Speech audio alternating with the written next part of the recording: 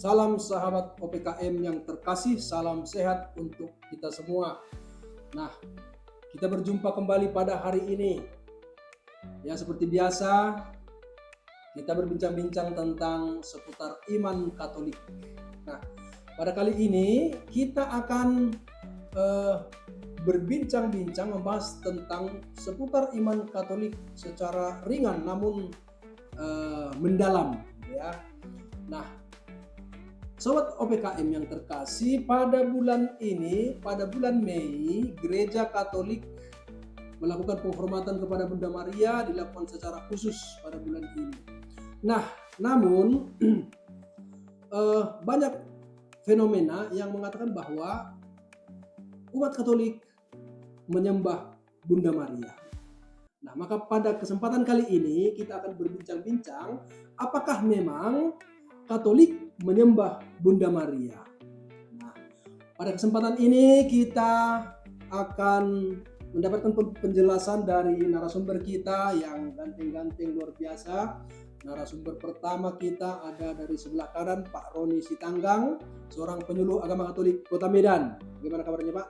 Sehat, Pak Alves, terima kasih sudah bergabung dalam podcast ini. Nah, baik, terima kasih. Nah, kemudian narasumber kita yang kedua ada Pak Demaran Sigiro, seorang penyuluh agama Katolik Kota Medan juga. Bagaimana kabarnya, Pak? Sehat, Pak. Salve, pendengar desa PKM dimanapun Anda berada, semoga juga dalam keadaan sehat. Luar biasa, terima kasih, Pak. Nah, Pak Roni dan Pak Demaran. Nah, saya ke Pak Roni lah dulu, ya, bahwa kita mulai dari pertanyaan yang paling dasar, Pak, seputaran tentang Bunda Maria ini, ya. Nah, pertanyaannya begini, mengapa umat Katolik begitu menghormati Bunda Maria?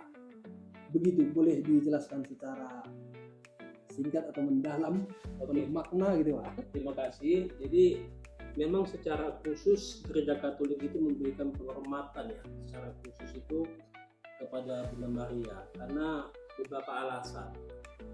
Alasan yang pertama itu karena Bunda Maria itu memiliki tempat yang sangat istimewa dalam karya keselamatan Allah. Seperti yang kita ketahui bahwasanya tanpa Bunda Maria, Yesus Kristus sebagai juru selamat tidak akan sampai ke dunia. Oleh karena itu, gereja mengajarkan bahwasanya Maria itu bukan hanya manusia biasa, tetapi dia juga Bunda Yesus Kristus, Sang Penebus. Oleh karena itulah Gereja Katolik memberikan penghormatan secara khusus kepada Bunda Maria. Tetapi penting juga untuk dipahami bahwasannya penghormatan itu beda dengan penyembahan ya. Jadi yang disembah itu hanya Tuhan. Kita seperti orang Katolik kan percaya tentang Allah Tritunggal ya. Hanya Allah Tritunggal lah yang patut untuk kita sembah. Jadi apakah Maria kita sembah? Jawabannya tidak. Kita menghormati Bunda Maria. Begitu ya, Pak. Nah, jadi ada perbedaan yang jelas ya, Pak ya, antara menyembah dan menghormati gitu, Pak ya. Nah, boleh dijelaskan kembali atau diperdalam bagaimana, Pak? Oke, betul sekali ya. Itu ada satu istilah dalam bahasa Latin ya, ad Mariam per Jesum. Artinya melalui Bunda Maria kepada Yesus atau melalui Bunda Maria menuju Yesus. Artinya gereja memandang bahwasanya Bunda Maria itu patut untuk kita hormati karena dengan kita menghormati Bunda Maria bisa membawa kita kepada Yesus. Jadi tujuan kita itu bukan kepada Marianya, melainkan Yesuslah yang menjadi tujuan. Sementara Bunda Maria itulah dialah yang bisa mengantar kita kepada Yesus. Makanya itulah ada istilah dalam bahasa Latin ad Mariam per Jesum. Luar biasa, Pak. Nah, penjelasan sangat menarik.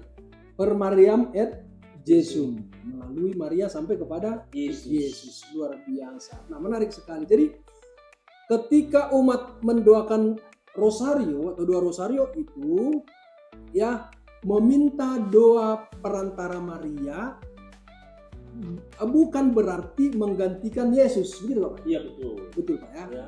Nah, jadi ketika kita berdoa rosario, berarti kita hanya berdoa bersama Maria Bersama sampai kepada. kepada Yesus. Ya. Nah, baik, terima kasih Pak. Luar biasa ini. Nah, Pak Demaran, begini,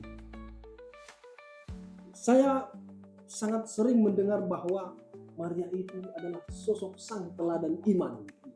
Nah, bolehkah kita sampaikan kepada sahabat kita OPKM bahwa apa relevansi umat zaman sekarang tentang teladan mengikuti Maria, teladan terhadap Maria ini? Baik, jadi menurut hemat saya, seperti yang disampaikan tadi, memang Maria sungguh layak menjadi teladan. Dan teladan terbesar apa dari sosok Bunda Maria yang dapat kita peroleh dalam hidup kita? Kita mengetahui, kita juga merasakan bahwa Maria adalah sosok yang memiliki pribadi yang rendah hati, sosok pribadi yang taat dan setia. Jadi ketika Maria pertama kali dijumpai oleh malaikat yang hendak menyampaikan kabar gembira, kabar sukacita, apa yang sebagai Bunda Maria? Bunda Maria mendengarkan bahwa ia akan mengandung putra Allah. Di situ Maria langsung menjawab, terjadilah padaku menurut perkataanmu. Jadi di sini Maria mengajarkan sesuatu teladan yang sangat baik bagi kita sebagai orang Katolik atau sebagai apapun kita, keluarga atau sebagai orang yang berkecimpung dalam satu pekerjaan. Seperti Bunda Maria, sebaiknya memang kita sepenuhnya memberikan kepercayaan kita kepada Tuhan. Kendati kita belum mengetahui rencana di balik ini, tapi seperti Bunda Maria, terjadilah padaku.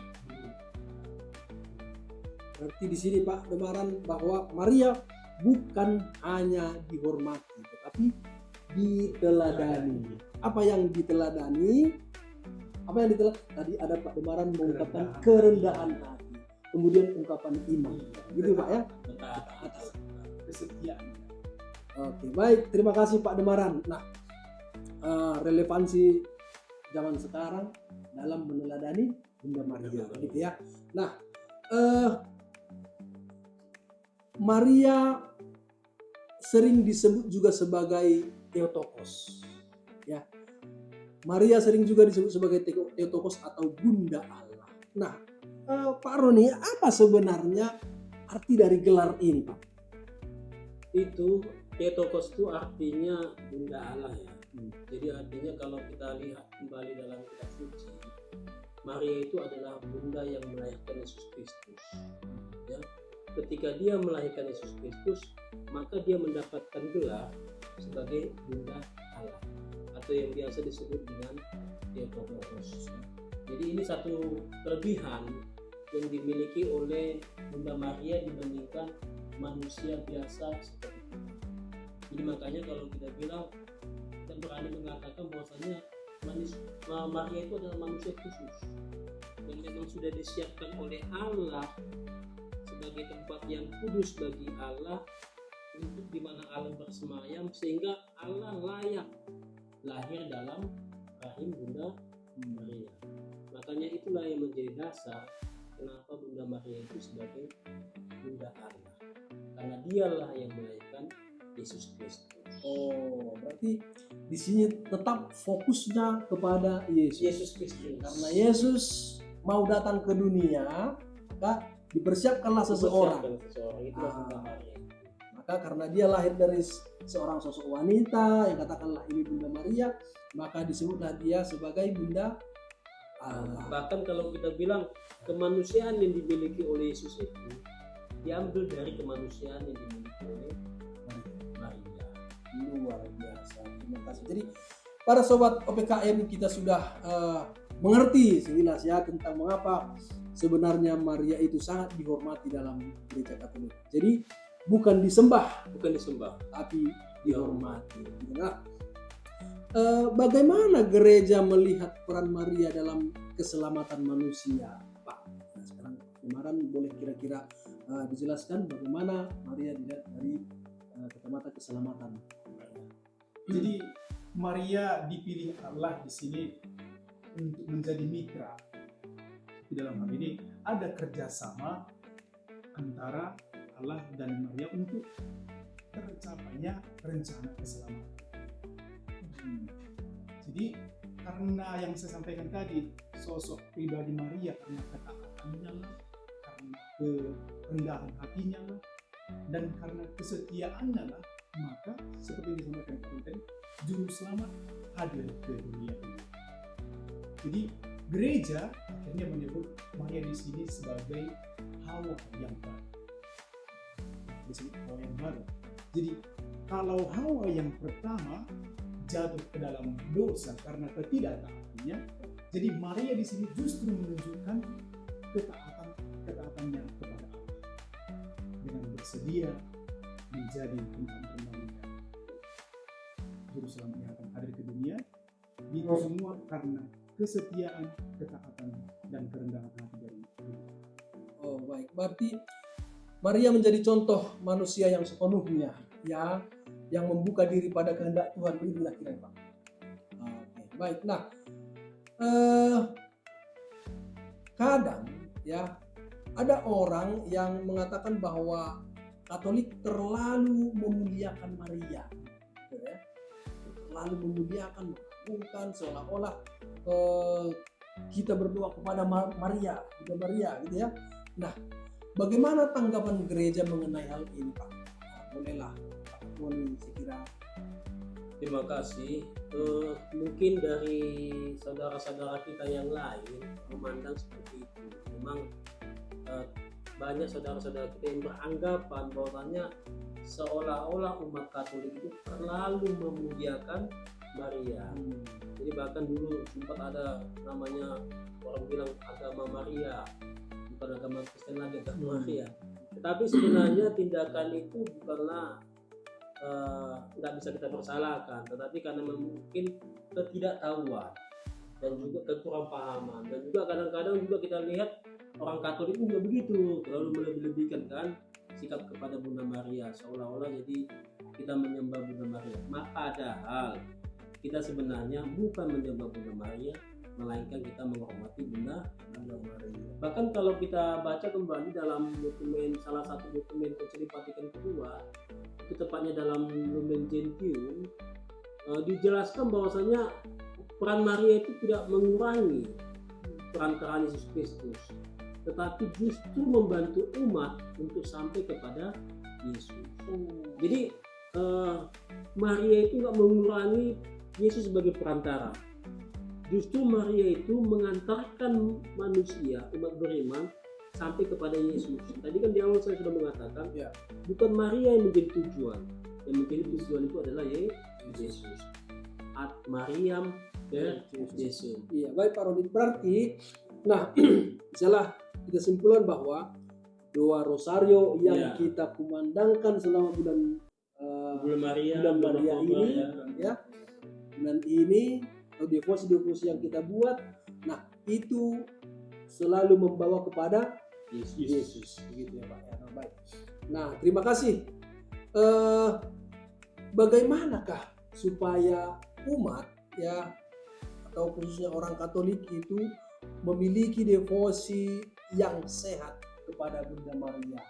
Nah, jadi di sini seperti disampaikan tadi, perlunya supaya semua umat Katolik itu pertama-tama memahami dulu dengan baik apa ajaran iman kita, secara benar dipahami supaya apa yang dilaksanakan dalam ini, dalam bulan Maria ini, tentang penghormatan kita kepada Bunda Maria melalui devosi, melalui ziarah yang disampaikan tadi, akhirnya betul-betul dipahami apa tujuannya, apa yang bisa didapatkan dari situ. Nah, jadi setelah sudah memahami ajaran iman, misalkan ini, Pak, ini doa Rosario yang biasa kita lakukan baik secara pribadi maupun bersama, sebenarnya itu adalah satu kegiatan di mana kita merenungkan karya keselamatan. Kalau kita renungkan, kita pahami dari seluruh peristiwa-peristiwa Rosario yang kita doakan itu, sebenarnya yang kita renungkan di situ adalah karya keselamatan. Nah, jadi kita merenungkan itu bersama dengan Bunda Maria, bahwa di dalamnya itu seluruhnya tentang kehidupan Yesus. Jadi pusatnya tetaplah Yesus Kristus, supaya tidak salah. Jadi selain itu, umat perlu, karena pusatnya adalah Yesus Kristus, kita yang berdoa bersama Bunda Maria, jadi diharapkan umat pada akhirnya semakin meneladani pribadi Bunda Maria. Seperti disampaikan tadi, kerendahan hatinya, kesetiaan, serta ketaatan. Baik, Mbak. Berarti melalui devosi, doa, Salam Maria, Rosario, kita kumandangkan pada bulan Maria ini, berarti itu tetap membawa kita kepada Yesus. pusatnya adalah Yesus Kristus. Pusatnya adalah Yesus Kristus. Jadi kita hanya berdoa bersama Bunda Maria, ya, agar doa-doa kita disampaikan kepada putranya Yesus Kristus. Gitu. Jadi saya teringat ada dalam Injil gitu ya, bahwa permintaan Maria selalu dituruti oleh Yesus. Bahkan Yesus ketika berusia 12 tahun pun, ya, permintaan Bunda Maria, ibunya, selalu dituruti. Yani apa itu? Mengubah Dalam air mujizat yang pertama. mujizat yang pertama. Gitu, Air kira-kira. mujizat. Jadi melalui devosi ini kan doa-doa kita, ya, kita minta dengan bersama Maria supaya doa-doa permohonan itu disampaikan kepada Yesus, supaya Yesus mengabulkannya, begitu kira-kira. Nah, baik, sahabat OPKM. Nah, bagaimana pesan Maria relevan bagi kaum muda saat ini? Ya, pesan Maria relevan bagi kaum muda pada saat ini. Gimana kira-kira Pak? Oke, terima kasih sahabat OPKM yang terkasih, khususnya kaum muda dimanapun Anda berada. Jadi Bunda Maria ini merupakan satu contoh, ya, satu contoh atau satu teladan khususnya bagi kaum muda. Seperti yang kita ketahui, zaman sekarang ini banyak kali tantangan, persoalan-persoalan hidup, pergaulan, media sosial, mungkin masalah-masalah hidup seperti yang tadi saya katakan, masalah percintaan dan lain-lain. Dari Bunda Maria kita bisa banyak belajar banyak hal, ya. Tadi seperti yang tadi sudah dikatakan mengenai ketaatan, ya. Tadi dikatakan oleh Pak Gemara mengenai ketaatan. Kalau kita ingat kembali ketika Maria menerima kabar gembira dari malaikat Tuhan, dia berani mengatakan ya, Usianya masih muda, ya, atas panggilan itu, ya. Pada waktu itu usianya masih muda, tapi dia berani mengatakan ya. Ini satu contoh bagi kita, kaum muda pun mesti berani mengatakan ya pada panggilan Tuhan. Jangan kadang-kadang A, kadang-kadang B, jelas, ya kan. Yang kedua, kita bisa belajar mengenai kesederhanaan. Ya, Maria sebagai kaum muda juga pada waktu itu, ya, masih muda pada waktu itu, dia hidupnya sederhana. Dia hidupnya tidak mau menyusahkan orang tua dan lain sebagainya. Ya, banyak seperti sekarang ini kan anak muda kan minta A, minta B sama orang tua, maunya gaya hidupnya pakai iPhone dan lain sebagainya, ikuti perkembangan zaman. Maka contohlah Bunda Maria. Bunda Maria itu orang yang sederhana. Lalu yang ketiga, dia itu sebagai wanita yang suci, ya. Tidak akan mungkin Allah memilih dia kalau dia tidak suci. Karena suci hatinya, makanya dia dipilih. Jadi kaum muda dimanapun Anda berada, ya, kita walaupun kita masih muda, masih suka dengan pergaulan hidup dan lain sebagainya, tetaplah mempertahankan kesucian diri. Baik, terima kasih Pak Roni. Ada beberapa hal yang sangat menarik saya kira, ya, untuk kaum muda. Pertama, taat gitu tadi, ya, sebagaimana Maria taat kepada kehendak Allah, begitu juga kaum muda taat kepada kepada orang tua. Lalu sebagaimana Maria mengatakan ya pada kehendak Allah, ini kan dari sisi kerohanian atau rohani, spiritual. Nah, begitu juga dengan kaum muda, hendaknya meningkatkan kualitas hidup rohani sehingga mengatakan ya pada kehendak Allah. Kemudian yang ketiga tadi ada kesederhanaan. Jadi kesederhanaan ini memang sangat dibutuhkan supaya tidak menonjolkan sesuatu yang apa adanya, tetapi ada apanya. Gitu ya. Gitu. Nah, baik. Terima kasih Pak Roni. Kemudian bagaimana keluarga Katolik dapat menumbuhkan devosi kepada Bunda Maria? Ya, kita memang devosi kepada Bunda Maria sekarang ini sangat populer di kalangan umat. Ya. Nah, sekarang bagaimana ini bisa menumbuhkan rasa kecintaan umat atau keluarga Katolik itu devosi kepada Maria ini, Pak? Gimana? Baik, Pak Willy. Jadi untuk menjadikan sesuatu menjadi sebuah habit atau kebiasaan berarti perlu secara berkelanjutan. Jadi apa yang perlu dilakukan? Lakukan hal yang sederhana saja. Apa yang sederhana itu? Yang pertama, ini bulan Maria. Berdoa rosari itu bukan hal yang sulit. Ya. Mendoakan doa salam Maria itu kapanpun, dimanapun, dalam kondisi apapun kita bisa kita lakukan. Jadi dibiasakan, baik itu mungkin secara pribadi maupun di dalam keluarga. Disinilah tanggung jawab orang tua sebagai sosok yang paling penting dalam keluarga untuk mengambil waktu sejenak di tengah kesibukan, di tengah segala situasi yang dialami, perlu berkumpul bersama. Pertama-tama dilakukan di rumah dulu, bersama-sama berdoa kepada Tuhan bersama dengan Bunda Maria melalui doa rosario yang sudah biasa dilakukan. Akhirnya dengan kebiasaan ini maka akan menjadi kebutuhan bersama. Kemudian setelah melakukan doa bersama, doa salam Maria atau doa rosario bersama, juga di masing-masing rumah dihiasi dengan ornamen ataupun lukisan-lukisan yang berkaitan dengan Maria. Hampir di setiap rumah umat Katolik itu pasti ada patung Bunda Maria. Dengan melihat itu kan menjadi ada keinginan untuk semakin dekat kepada Tuhan bersama dengan Bunda Maria. Kemudian ciri khas orang Katolik itu dimanapun, baik itu di sekolah atau di dalam perjalanan, bisa kita lihat itu menggunakan sarung rosario. Itu juga kan sebagai bentuk penghayatan itu, sebagai bentuk bahwasanya dia ketika melihat itu, oh dia adalah seorang Katolik.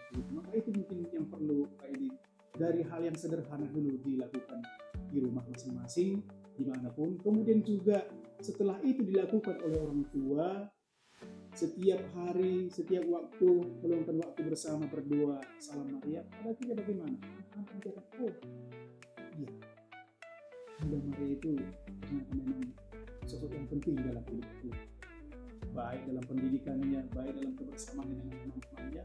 Kalau sudah dibiasakan di dalam rumah, di lingkungan maupun bersama dengan teman-temannya di sekolah, maka bagaimanapun anak-anak ditempa dengan sendirinya ada rasa bahwa mereka sungguh-sungguh mengenal Bunda Maria. Setelah sudah mengenal, maka pasti akan menghidupi bagaimana pribadi Bunda Maria dari ulang-ulang yang sosoknya rendah hati, yang sederhana, yang taat, yang setia, dan yang suci. Pada akhirnya pasti akan menjadi miliknya dalam perjuangannya menjadi seorang Katolik sejati. Biasa. Jadi mulai dari hal sederhana menciptakan hal yang luar biasa. Begitu. Terima kasih Pak Demaran. Nah, luar biasa sekali Sobat OPKM. Kita sudah mendengar penjelasan dari para narasumber kita, sangat luar biasa bahwa dari penjelasan mereka kita mengetahui bahwa umat Katolik tidak menyembah Bunda Maria. Katolik hanya menghormatinya karena Maria adalah Bunda Yesus dan menjadi teladan iman bagi gereja. Jadi penghormatan kepada Maria justru mengantar kita semakin dekat kepada Kristus. Nah, terima kasih kepada Pak Roni dan Pak Demaran sudah bisa bergabung dengan kita, ya, berbincang-bincang tentang apakah umat Katolik, orang Katolik menyembah Bunda Maria atau menghormatinya. Nah, kita sudah berbincang-bincang, berdiskusi tentang itu dan sudah sangat jelas saya kira. Nah, jadi apakah ada pesan kepada sobat OPKM kita, Pak Roni atau Pak Demaran? Oke, kepada sahabat OPKM yang terkasih, ini adalah bulan Mei, bulan Maria. Maka pesan saya adalah tingkatkanlah kita berdoa bersama Bunda Maria.